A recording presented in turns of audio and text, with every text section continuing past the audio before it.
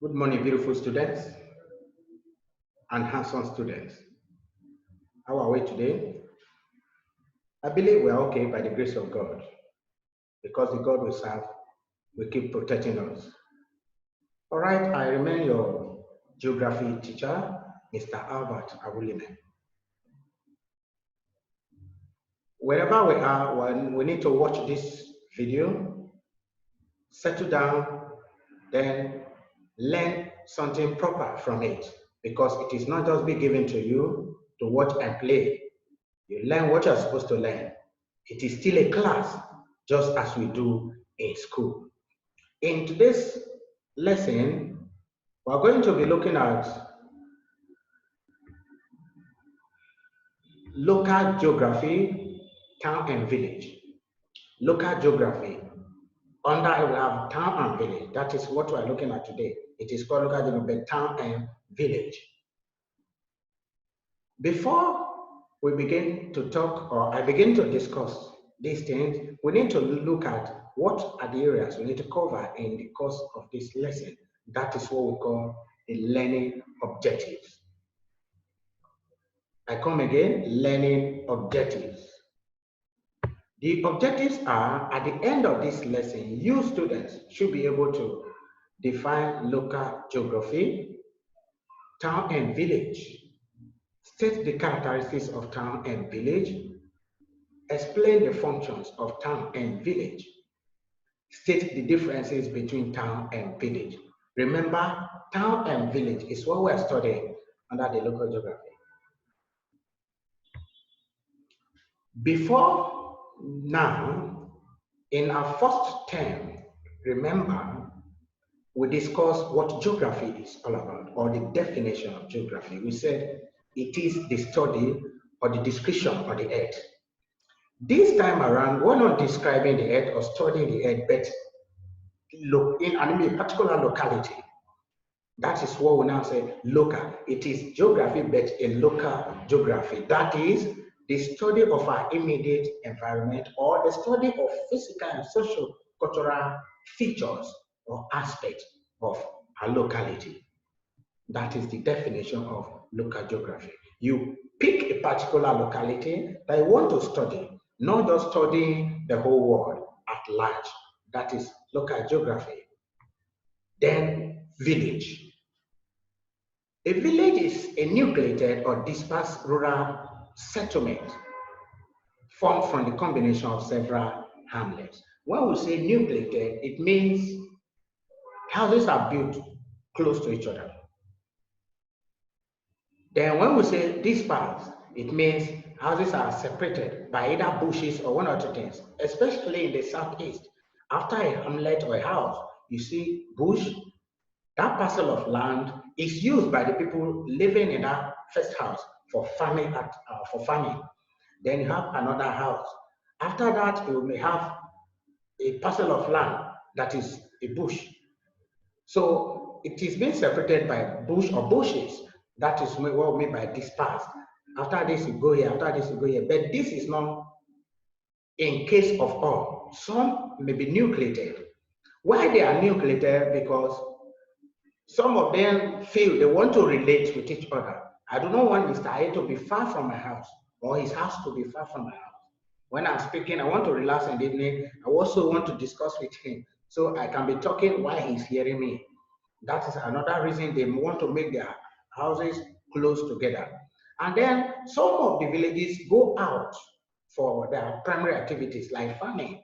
After farming, away from the house, they come back and live in the house. So in that case, they may build their houses together or close to each other.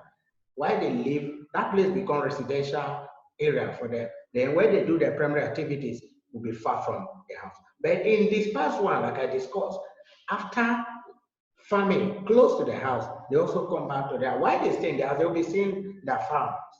That is what we mean by that. So remember, it is formed from the combination of several hamlets. We need to look at characteristics of village. What are the things you see that will make you to say this is a village? Number one, the area is small with socially homogeneous people. That is, the way they play the same, the way they do things the same. That's what I mean by socially homogeneous people. Then the area is small, it's not big. Another one, it has this village has people with the same cultural background and language. If Mr. A in the village is speaking Hausa, you go to the house of Mr. B, they should be speaking Hausa also. Not that Mr. A speaks Hausa, while you want to greet Mr. B is speaking Yoruba. No. Then the way Mr. A dresses is also the way Mr. B will be dressing. That's what we mean by same cultural background. The way Mr. A greets, if it is a caro, it should be a caro. If it is Otutoma, Mr. B will also greet Otutoma. Not that Mr. A is greeting Otutoma, Mr. B is greeting a caro, Mr. C is greeting a domo. No. Then they have people, they involve in primary activities. The people or the dwellers, they involve in primary activities like farming, fishing, and so many others. We also need to look at functions of village. What do they do? Agriculture. That is provision of food. They engage in agriculture. That gives food for them to eat and then to the larger society. Fishing. The villagers that are in the village you have river or lake. The people there do fishing as primary activity. Then they do lumbering also, cutting down of trees. Because they have bushes around there, they do lumbering. Let me quickly show you a picture of a village. You can see on the screen that there are bushes around this place. So they can do lumbering, they do agriculture as a result of the bushes they have there, unlike town. Then we'll talk about small scale shopping. Some of them that have the mind to do business, they do small, not just large business that is done in the cities.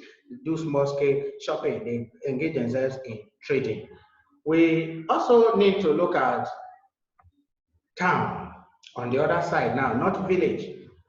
A town is a large nucleated urban settlement. Remember, in case of village, I said it could be dispersed or nucleated. If it is dispersed, you keep a land between parcel of land between you and Mr. B. You know that because there's a land there to use, that is why you give Mr. B the other one to stay there. Well, let me use the after your house. Let me use the other one for farming. But in town, there is no space, no land for all those kind of things. Though it's large, but people are much. Population is small. And so nobody want to keep that land for, let me be using this one close to my house. So it is always nucleated. People build houses together because of the large population. It is a large nucleated urban settlement formed from the combination of villages. Village is formed from the combination of hamlet, but town is formed from the combination of villages. We talk about characteristics of town. Remember we said village have small area, but town has large area with dense population. That's what I've just explained. Population is much. That is what we mean by dense. It's high. People are much in that place. It is made up of many buildings. It's not just like village, you just count 1, 2, 3, you have gotten the number of buildings in that place. No.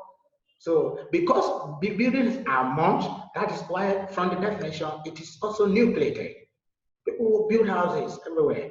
So they have people with different cultural background and languages. That's what I've told you before.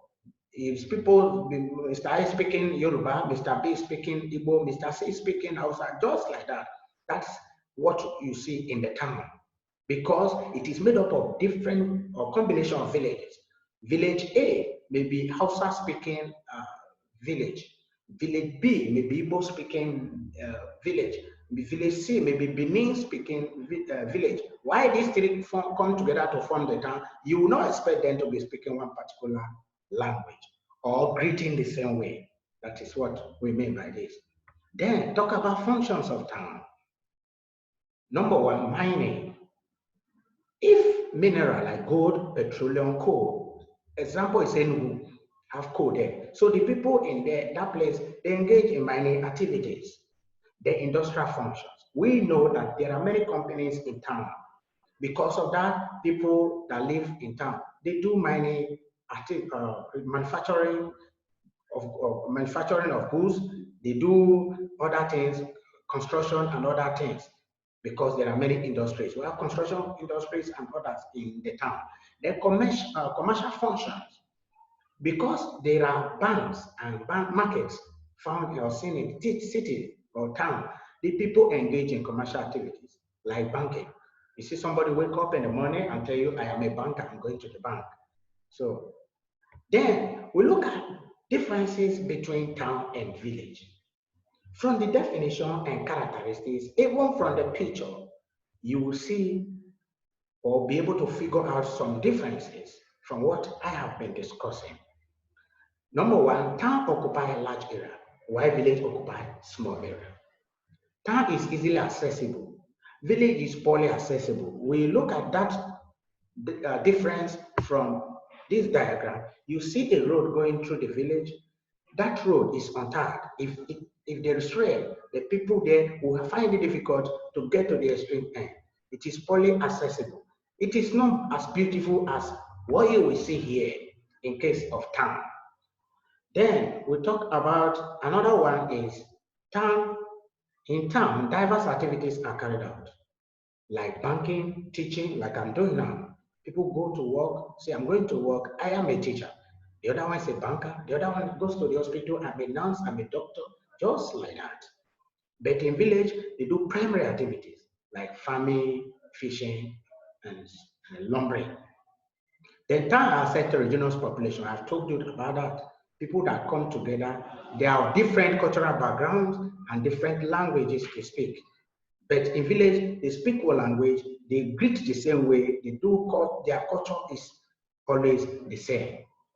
Right, before we leave, let us have a recap of what we have discussed. I said local geography is study of our immediate environment, or the study of our locality, or the study of the sociocultural sociocultural features and the physical features or aspects of our locality. We also said that village is, by definition, a nucleated or dispersed form of rural settlement that is formed from the combination of hamlets, while town is a nucleated form of urban settlement formed from the combination of villages. We have said village has a characteristics that village has small area, but town has large area. We said village also, they do primary activities like farming and so many others. We've also said that there are functions that they do agricultural activities. That is what gives them food. And for the larger society, we said they do fishing, they do lumbering. We also discussed about the town, which, like I said, from the definition, it's a nucleated form of urban settlement formed from the combination of villages. Then we said from the in their characteristics that the town has large area. The town is from a combination of a village or villages. I would say the town also has a people with diverse culture and languages and so many others. We've also said that this town engage in some things. They do something, or what do they do as functions? That number one, they do mining. If minerals are present in a place or are found there, the people there tend to do mining activities. We've also said industrial functions, that because industrial, owing to the presence of industries in an area, that the people do construction, another manufacturing, another industrial things. And we said commercial activities too, that the people that live or dwell in town, that they engage in commercial activities like banking. We've also looked at some areas where the village is different from the town. We said village is small, town is large area in terms of area. We also said that the village, they do primary activities like the fishing, farming, while in town they do diverse activities. We've also said that the town is made up of heterogeneous population, the village is homogeneous, that is same, and so many others. For your assignment, please visit your portal. you will see the assignment that is given to you on this particular note. It is there uploaded on your portal. So go there, you get the assignment, do it neatly and correctly, then submit it. Before we meet again, I pray that the good Lord will keep us safe. I still remain your geography teacher, Mr. Albert. Bye for now.